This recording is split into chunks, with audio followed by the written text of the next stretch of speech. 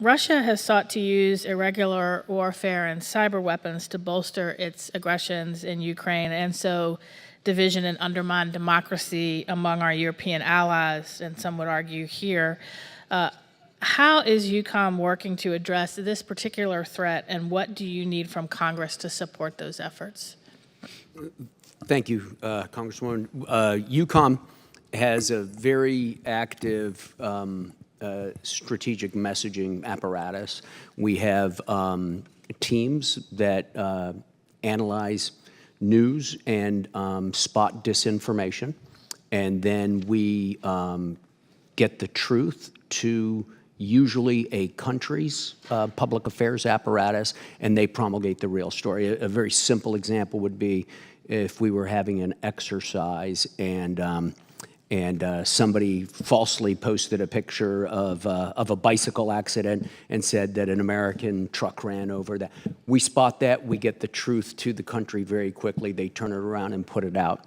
I think more to your point, though, we work very closely with nations at both an overt and a secret level to help them analyze the information environment, and then to help them combat disinformation and misinformation. We do that country by country under the supervision of the chief of mission in that country, the U.S. chief of mission in that country, and we also do that regionally under my authorities and supervision. It's a well-funded program. We could always do more, but nevertheless, I think it's well-funded by the Congress right now, and it's very, very effective, Congressman. Thank you. Thank you.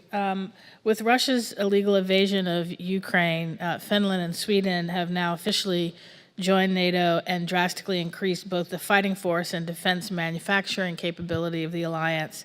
How is the United States working to swiftly integrate our new allies into the alliance, and how can we here in Congress better facilitate those efforts?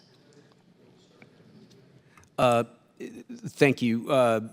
First of all, NATO's primarily responsible for that integration.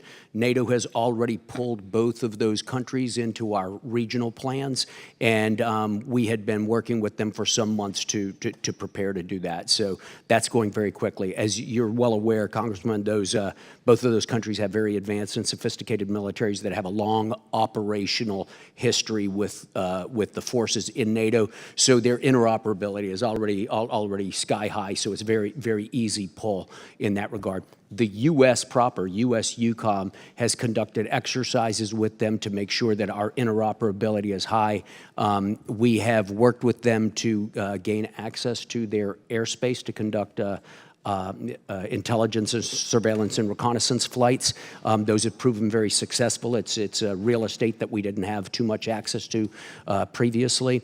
And in addition to that, we've made agreements with both countries for the pre-positioning of materiel in those countries. So not only are we helping NATO to integrate them, but they are helping us to integrate into places that we were previously unable to. Thank you, ma'am. Thank you.